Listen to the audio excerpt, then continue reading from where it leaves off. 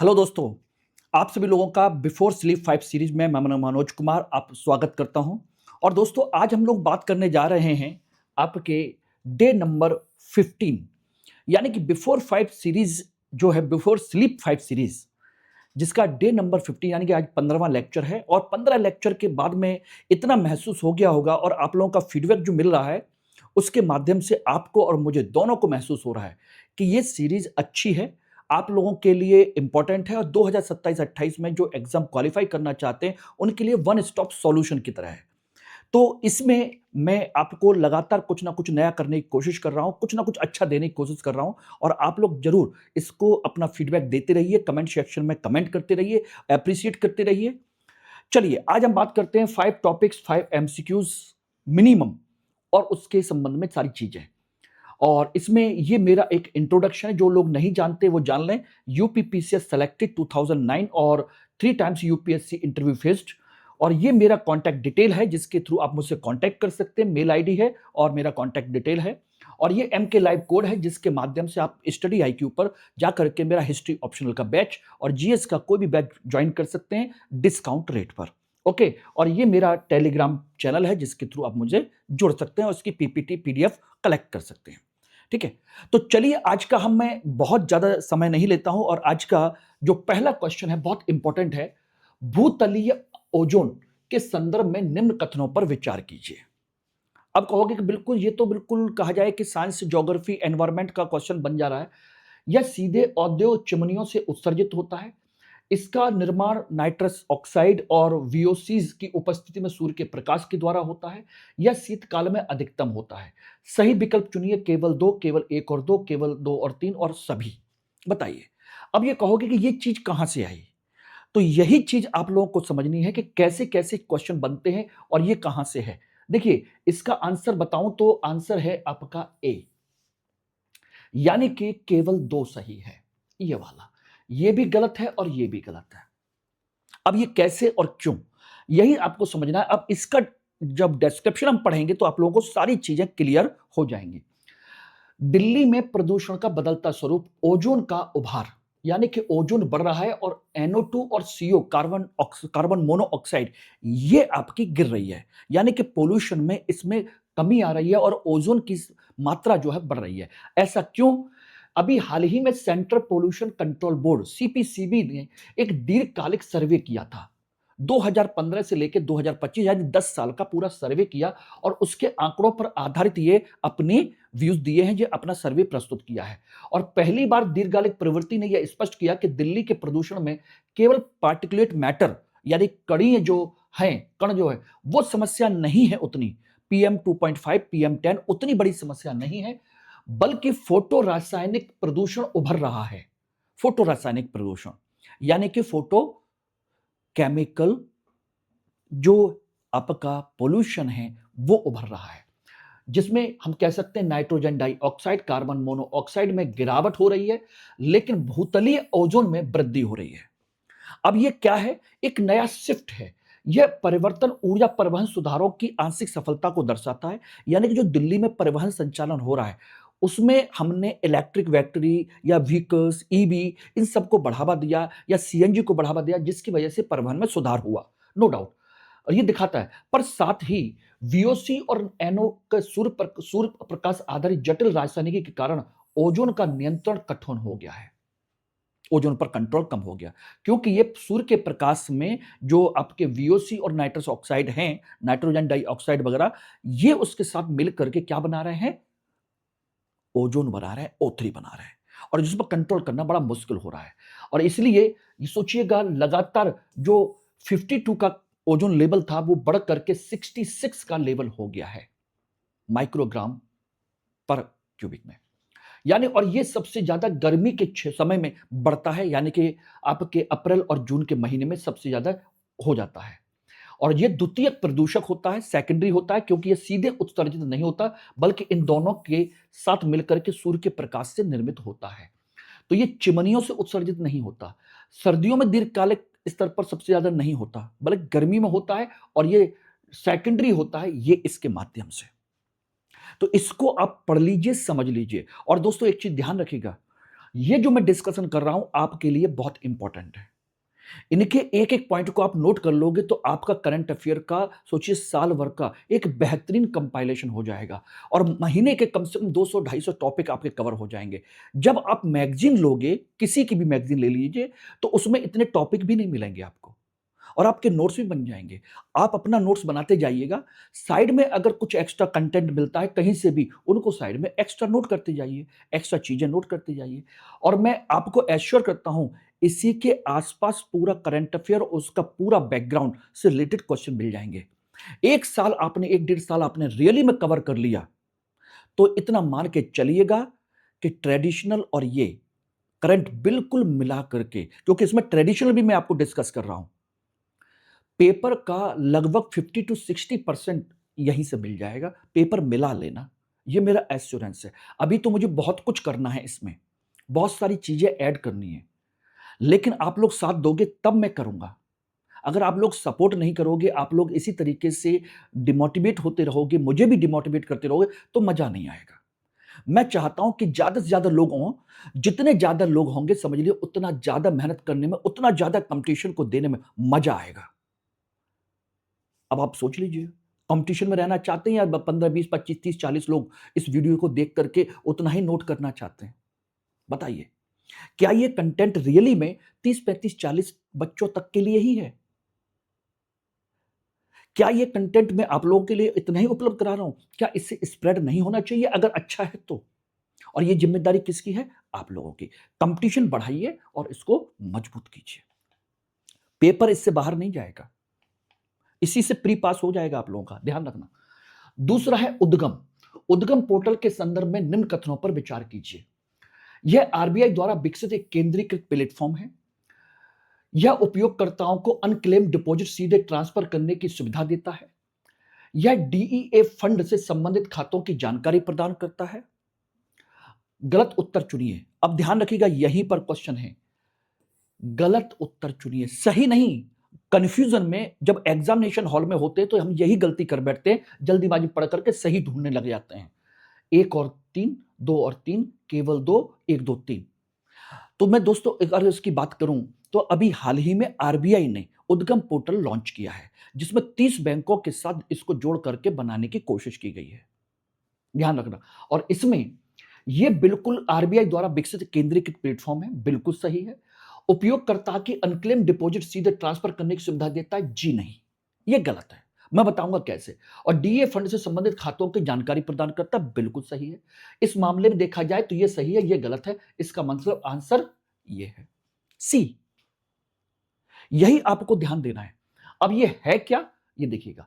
उद्गम portal unclaimed deposit gateway of access information, यानी कि इंफॉर्मेशन का एक्सेस देता है आपको। हाल ही में आरबीआई ने सुप्रीम कोर्ट ऑफ इंडिया को सूचित किया है कि 30 बैंकों का उद्गम पोर्टल से जोड़े जा चुके, जिससे मृत खाता धारकों के उत्तराधिकारियों को अनक्लेम डिपॉजिट खोजने में सुविधा मिलेगी। यस, यानी कि जिन लोगों के बैंक अकाउंट होते हैं, उनमें पैसा पड़ा होता है और जो खाता धारक है उसकी मृत्यु हो जाती है।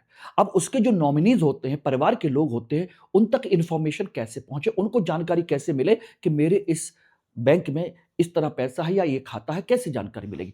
तो उसके लिए किया गया है। यानी कि ये एक केंद्रीकृत ऑनलाइन पोर्टल है, जिसके माध्यम से उनके खाता धारक के जो नॉमिनी हैं, उत्तराधिकारी हैं, वो इसकी जानकारी लेकर के इसका सेटलमेंट कर सकते हैं।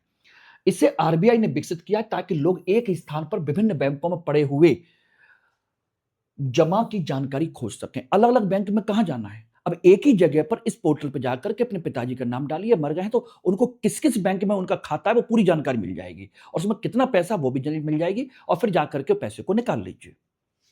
मुख्य विशेषता, एक ही प्लेटफॉर्म पर मल्टीपल बैंक सर्च की सुविधा है। 90% अनक्लेम्ड राशि डीईए फंड को कवर करता है, यानी कि इसमें व्यक्तिगत और गैर व्यक्तिगत दोनों खातों की जानकारी मिलती है। क्लेम नहीं होता, पैसा नहीं मिलेगा, केवल खोज होती है और उसके बाद जाकर के वहां से आप पैसा निकाल सकते हो। यह खुद पैसे नहीं देता, केवल केवल बैंक तक पहुंचने का मार्ग दिखाता है। यही एक सबसे बड़ी चीज है, एक अच्छी पहल है, अच्छी चीज है। इकोनॉमी में इसी तरह क्वेश्चन उठाकर देखिएगा। अब आप पिछले 10 साल के, 15 साल के, 20 साल के पेपर उठा के देखिएगा, क्वेश्चन का नेचर कैसा है, क्वेश्चन किस तरीके के पूछे जाते हैं। अगर ये उस पैटर्न पर नहीं है तो मैं पढ़ाना बंद कर दूंगा। इतने साल का अनुभव है, मैं चाहता हूं कि उस अनुभव का आप फायदा उठाओ। यस, मैंने पीसीएस की जॉब ऐसे ही नहीं छोड़ी थी, मैंने टीचिंग के लिए छोड़ी थी। दूसरा, मेरी जो नॉलेज है वो आप लोगों तक पहुंचा सकूं, इसके लिए मैंने छोड़ी थी। वरना पीसीएस की एक छोटे डिपार्टमेंट में जॉब थी, आराम से करता रहता, लाइफ सेटल हो जाती, लेकिन मजा नहीं आ रहा था। ऐसा लग रहा था उस डिपार्टमेंट में मेरी जो नॉलेज है उसका यूटिलाइजेशन नहीं हो रहा। अब मैं चाहता हूं कि उसका यूटिलाइजेशन आप लोग करो। अब आप देखिएगा क्वेश्चन नंबर, अब जो अन्य चीजें हैं ये उसकी डिटेल है। इसमें और क्या है, जैसे आपका जो चीजें आप जानते हैं, पोर्टल है, गेटवे इंफॉर्मेशन है, इसका विकास आरबीआई ने विकसित करने में किया, ठीक है ना। अनक्लेम डिपॉजिट आरबीआई के अनुसार जो सेविंग बैंक का करंट अकाउंट होते हैं वो सारी चीजें होती हैं, ठीक है ना। डीईए फंड मतलब depositor education and awareness fund है, जो डिपॉजिट करते हैं उनके लिए, ठीक है ना, आरबीआई द्वारा संचालित होता है, ठीक। और इसमें क्या होता है कि अनक्लेम डिपॉजिट यहां पर ट्रांसफर कर दिए जाते हैं, जिनको कोई पूछने वाला नहीं होता उनको। वित्तीय जागरूकता बढ़ाना, डिपॉजिट सुरक्षा नोट्स, ये सब सारी चीजें इसमें इंक्लूड है। अगला क्वेश्चन है क्वेश्चन नंबर 3। आरबीआई सोने को देश में वापस ला रहा है। बहुत इंपॉर्टेंट क्वेश्चन है, बहुत इंपॉर्टेंट, इसको समझिएगा, बड़े मजेदार है। आरबीआई अपना स्वर्ण भंडार बढ़ाना चाहता है। बताइए, दोनों कथन सही हैं और सही व्याख्या करते हैं। दोनों कथन सही हैं, लेकिन आर ए की सही व्याख्या नहीं करता है। ए सही है, आर गलत है, ए गलत है, आर सही है। कौन सा सही है? और यह बात बिल्कुल सही है कि आरबीआई ने अभी हाल ही में विदेशों से सोना मंगाया है, लेकिन ध्यान रखना, सोना खरीदा नहीं है, अपना जो जमा सोना था उसको वापस लिया है। ऐसा क्यों किया है? उसके पीछे कारण है दुनिया भर में बढ़ रहा संकट, असुरक्षा। अभी हाल ही में क्या हुआ कि आरबीआई रूस का सोना और डॉलर वगैरह थे जो उसकी विदेशी मुद्रा भंडार में, उनको ब्लॉक कर दिया गया युद्ध की वजह से। अब वो डॉलर का यूज नहीं कर सकता दुनिया भर में। तो ऐसे में भारत को भी लगा कि कहीं ऐसा ना हो, जिस तरह का संकट चल रहा है उस तरीके से हमारे विदेशों में रखा हुआ सोना कहीं ऐसा ना हो कि किसी वजह से ब्लॉक कर दिया जाए और हम उसका यूज ना कर पाए। ये सारी चीजें, इसलिए ये कंसेप्ट है। तो ये स्वर्ण भंडार को बढ़ाने के लिए नहीं है, वो तो हमारा ही स्वर्ण भंडार है, लेकिन वापस लाना है, इसलिए ये सही है और ये गलत है। आंसर है ये, ठीक है ना। आरबीआई ने बड़े पैमाने पर स्वर्ण भंडार को विदेश से भारत में वापस लाने की प्रक्रिया को तेज किया है। यह वित्तीय कदम नहीं है, बल्कि भू राजनीतिक और मौद्रिक रणनीति का संकेत है। 2025-26 की दूसरी छमाही में 104 मिलियन टन मीट्रिक टन सोना वापस लाया। कुल 2025-26 में 168 मीट्रिक टन सोना आपका वापस आ चुका है। ये रहा। अभी भी इतना सोना विदेश में मुख्यतः बैंक ऑफ इंग्लैंड और बैंक ऑफ इंटरनेशनल सेटलमेंट में रखा हुआ है। 197 मिलियन टन के आसपास अभी भी रखा हुआ है। 2023-24 में हम 103 लेकर के आए थे, 2024-25 में 107, 2025-26 में 168, यानी कि पिछले 3 साल से हम लगातार सोना वापस ला रहे हैं जो विदेशों में हमने रखा हुआ था। गिरवी नहीं रखा हुआ था, सुरक्षा के दृष्टिकोण से रखा हुआ था। स्पष्ट रूप से यह तीसरा लगातार वर्ष है जब बड़े पैमाने पर हम सोना वापस ला रहे हैं। यह क्यों महत्वपूर्ण है? भू राजनीतिक जोखिम। रसिया यूक्रेन वार के बाद रूस के डॉलर भंडार को फ्रीज कर दिया गया, इससे उसकी संपत्ति फ्रीज हो गई। अब ऐसे में हमको लग रहा है कि कहीं कोई संकट हुआ तो हमारी संपत्ति फ्रीज ना हो जाए। दूसरा, वित्तीय संप्रभुता। सोना देश में रखने से नियंत्रण बढ़ता है कि हमारा अपना कंट्रोल रहेगा, किसी दूसरे का कंट्रोल नहीं रहेगा, दूसरे पर निर्भरता घटेगी। तीसरी, सुरक्षित संपत्ति। सोना मुद्रास्फीति से बचाव में, संकट में, स्थिरता में बड़ा काम आती है। हमारे पास होगा तो हम उसके बिहार पर हम क्या करेंगे, कई सारी चीजें मैनेज कर सकते हैं और डॉलर पर निर्भरता में कमी आएगी क्योंकि हमारा पैसा हमारे अपने देश में है। तो अब ऐसी कंडीशन क्या है कि यह काम अकेले भारत नहीं कर रहा है। पोलैंड ने सोना खरीदा इसी वजह से, चाइना ने अपना भंडार बढ़ाया कि भाई और जमा करो उसमें, उज्बेकिस्तान सक्रिय खरीदारी कर रहा है। तो भारत ऐसा दृष्टिकोण क्यों नहीं अपनाएगा? भारत खरीद कम रहा है और अपना भंडारण का केवल स्थान बदल रहा है कि भैया विदेशों में रखा है वापस ले आओ। और ये क्यों कर रहा है? आरबीआई एक्ट 1934 का महत्व, ये इंपॉर्टेंट है, इसको समझ लेना। Reserve bank of India act 1934 के तहत यह अनुमति दी जाती है कि विदेशी सरकारी प्रतिभूतियां खरीदने, विदेशी बैंकों में जमा रखने, सोना रखने, ये सारी चीजों की अनुमति इस एक्ट के माध्यम से आरबीआई को मिलती है। इसलिए आरबीआई के पास फ्लेक्सिबिलिटी है कि सोना देश में रखे या विदेश में, उसकी मर्जी है। ओके, तो ये 3 क्वेश्चन आपको क्लियर हो गए और अच्छे से समझ लेना, इनको ढंग से सुन लीजिएगा, ढंग से पढ़ लीजिएगा दोस्तों। चलिए, एक और बेहतरीन क्वेश्चन, आज का सबसे मोस्ट इंपॉर्टेंट क्वेश्चन जो मैं समझ सकता हूं, मोस्ट इंपॉर्टेंट, कॉमन सेंस लगाइएगा। विजो इमैनुअल केस किससे संबंधित है? विजो इमैनुअल केस नाम सुना है कभी? शायद ना सुना हो, अब सुन लीजिए। यह राष्ट्रीय ध्वज के अपमान से संबंधित है, राष्ट्रीय गाने से इनकार से संबंधित है, संविधान संशोधन से संबंधित है, चुनाव सुधार से संबंधित है। किससे संबंधित है? तो मैं बता देता हूं, यह है आपका राष्ट्रगान को गाने के इनकार करने से संबंधित है। अब ये राष्ट्रगान कहां से आ गया? आज आपने देखा होगा कि भारत सरकार ने, मंत्रिमंडल ने राष्ट्रगीत को यानी कि वंदे मातरम को एक अनिवार्य करने और उसके गाने का अपमान करने को सजा का प्रावधान करने की राष्ट्रगान की तरह अनुमति दी है, उसको मंजूरी दी है। उसी संदर्भ में इसको समझने की जरूरत है। तो आंसर बी, केंद्र सरकार के मंत्रिमंडल ने prevention of insults of the national honour act 1971, इसको बहुत अच्छे तरीके से याद रख लीजिएगा, इंपॉर्टेंट है कि कौन से अधिनियम के तहत आपका यह काम होता है। तो जितने भी आपके राष्ट्र सम्मान के प्रतीक हैं, उनसे संबंधित, उनके अपमान से संबंधित कानून है 1971 में बनाया गया था और इसमें संशोधन को मंजूरी दे दी गई है, जिससे कि राष्ट्रीय गीत वंदे मातरम को अपमान को भी दंडनीय बनाया जा सके। वर्तमान में स्थिति क्या है? अभी 1971 के अधिनियम के तहत निम्न अपमान दंडनीय है। राष्ट्रीय गान का अपमान दंडनीय है, राष्ट्रीय ध्वज का अपमान दंडनीय है, भारतीय संविधान का अपमान दंडनीय है। 3 चीजें दंडनीय हैं और इसमें 3 वर्ष का कारावास, जुर्माना या दोनों हो सकता है। अब वंदे मातरम अभी तक इस सूची में शामिल नहीं था, जब इसमें संशोधन होगा तो इसमें शामिल किया जा सकता है। शामिल हो जाएगा तो फिर इसका अपमान भी आप नहीं कर पाओगे।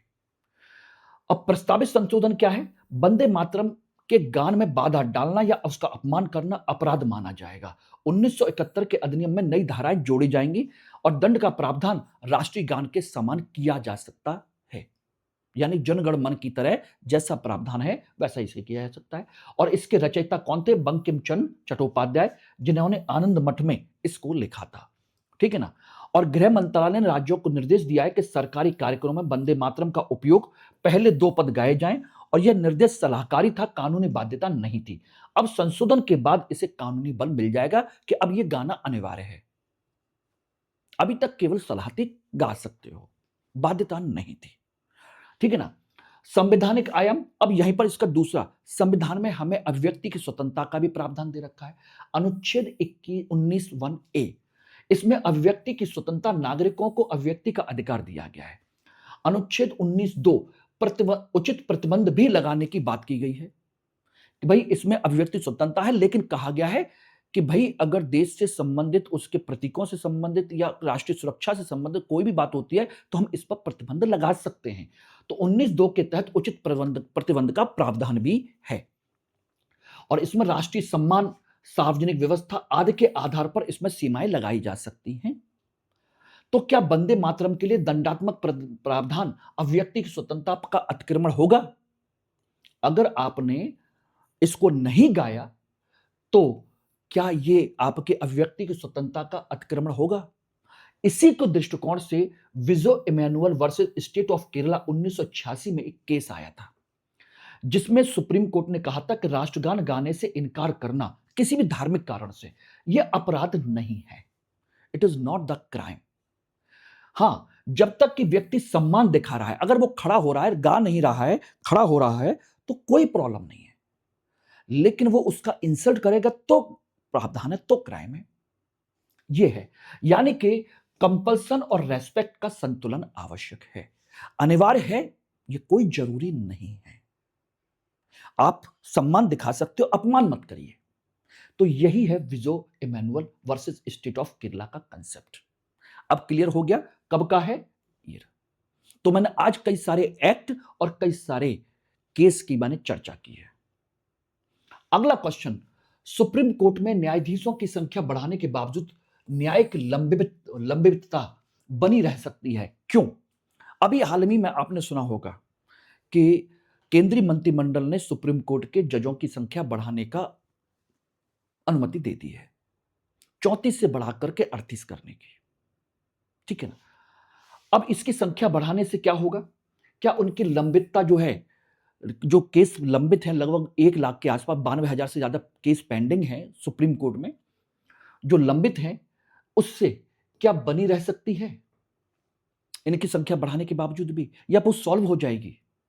क्वेश्चन यही है कि क्यों बनी रह सकती है? क्योंकि केस मैनेजमेंट सिस्टम की कमी है, सरकारी मुकदमों की अधिकता है, न्यायिक प्रक्रिया की जटिलता है। इस वजह से ये उन्होंने दिया है। सही विकल्प केवल 1, केवल 2, सभी 3 और कोई नहीं। बताइए कितने सही हैं, कौन कौन से सही हैं?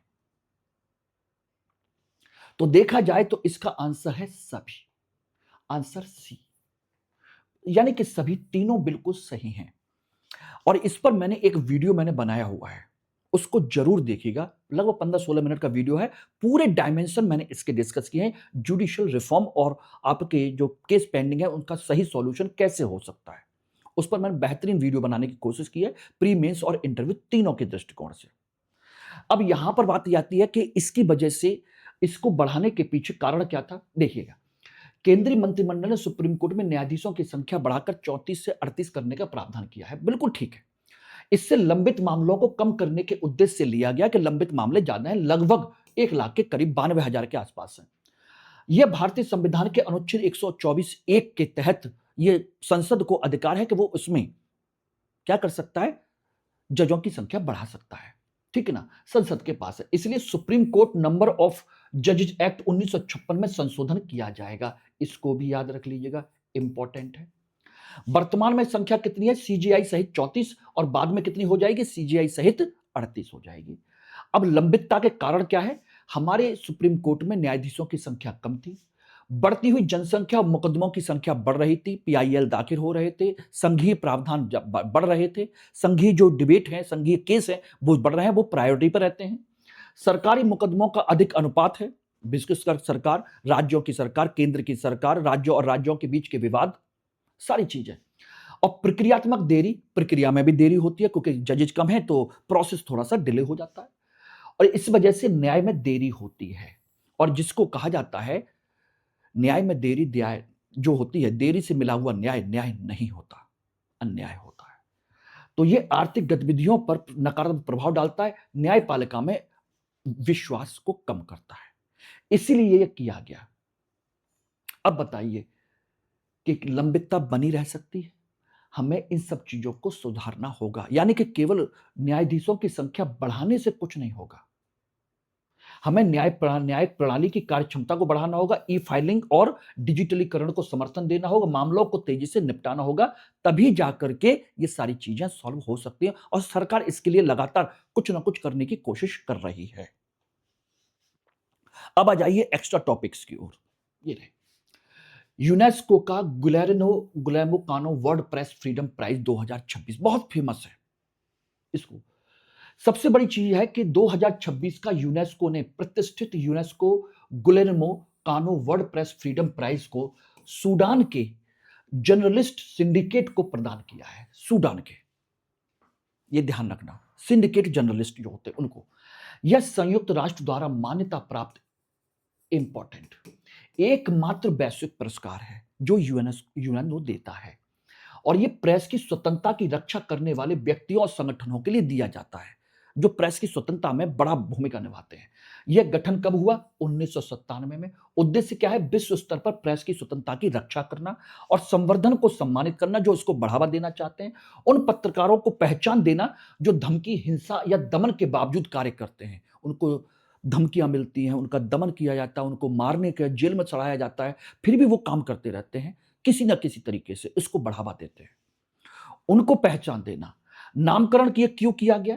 एक्चुअली में यह पुरस्कार गुलेरेमो कानो इसाजा के नाम पर है, जो कोलंबिया के एक पत्रकार थे, जिनकी निडर पत्रकारिता के कारण उनकी हत्या कर दी गई थी। और यह पुरस्कार पत्रकारिता में साहस, करेज ऑफ जर्नलिज्म का प्रतीक है। इसको याद कर लेना, मोस्ट इंपॉर्टेंट टॉपिक आज का। दूसरा है काराकल। काराकल क्या है? एक तालाब है। काराकल क्या है? एक जगह है। काराकल क्या है, बताइए। तो आपको बता दें, अभी हाल ही में भारत पाकिस्तान की सीमा के निकट थार मरुस्थल में एक दुर्लभ जंगली बिल्ली, इकोलॉजी एनवायरमेंट का प्रश्न है, जंगली बिल्ली काराकल की वापसी दर्ज की गई है, जो हमारे क्षेत्र में बहुत दुर्लभ है, जंगली बिल्ली है। और यह घटना इसकी घटती उपस्थिति के संदर्भ में अत्यंत महत्वपूर्ण मानी जा रही है। काराकल एक मध्यम आकार की जंगली बिल्ली है, इसे डेजर्ट लिंक्स कहा जाता है, परंतु यह वास्तव में लिंक्स नहीं है, बल्कि वैज्ञानिक नाम है काराकल, जिसे भारत में स्याहगोस कहते हैं। स्याहगोस किसे कहते हैं? काराकल को। यह कहां पाई जाती है? अफ्रीका में, मध्य एशिया में, पश्चिम एशिया में, भारत में मुख्यतः राजस्थान, गुजरात के इलाके में, पाकिस्तान के शुष्क क्षेत्रों में पाई जाती है। भारत में यह अत्यंत दुर्लभ श्रेणी में आ चुकी है, इसलिए इसकी पुनः उपस्थिति संरक्षण के दृष्टिकोण से काफी महत्वपूर्ण है। इकोलॉजी एनवायरमेंट में कभी भी क्वेश्चन पूछ लिया जाएगा। आईयूसीएन का स्टेटस क्या है? लीस्ट कंसर्न, यानी कि कोई ज्यादा प्रॉब्लम नहीं है, क्योंकि सब जगह पाई जाती है। लेकिन भारत के संदर्भ में वाइल्ड लाइफ प्रोटेक्शन एक्ट 1972 के तहत शेड्यूल 1 में है, क्योंकि हमारे यहां लीस्ट कंसर्न में नहीं है, हमारे यहां शेड्यूल 1 में है, यानी कि बिल्कुल ही विलुप्त होने की स्थिति में है, और इसकी संख्या अत्यंत कम है। और इसकी गिरावट का मुख्य कारण है इसका आवास का विनाश होना, इसका शिकार करना, मानव वन्यजीव संघर्ष, और शुष्क क्षेत्रों में कृषि और औद्योगिक विस्तार। सूखे क्षेत्रों में खेती कर रहे हो, इंडस्ट्री लगा रहे हो, इसकी वजह से सारी चीजें हो रही हैं। अब बताइए मुझे आज की यह क्लास आप लोगों को कैसी लगी? लेकिन ध्यान रखिएगा दोस्तों, अगर आप लोगों का सपोर्ट नहीं मिला, मेरा मोटिवेशन गिरा, तो ये अच्छी सीरीज से आप वंचित हो सकते हैं। इसलिए मैं धमकी नहीं दे रहा हूं, ये मेरा मोटिवेशन है। मेरी पूरी कोशिश ये है कि मैं आप सभी छात्रों का 2027-28 में यूपीएससी क्वालिफाई करवाऊं, और उसके लिए मुझे आपका मेंटल सपोर्ट चाहिए। अब आप समझ लीजिएगा, ठीक है? चलिए, थैंक यू वेरी मच।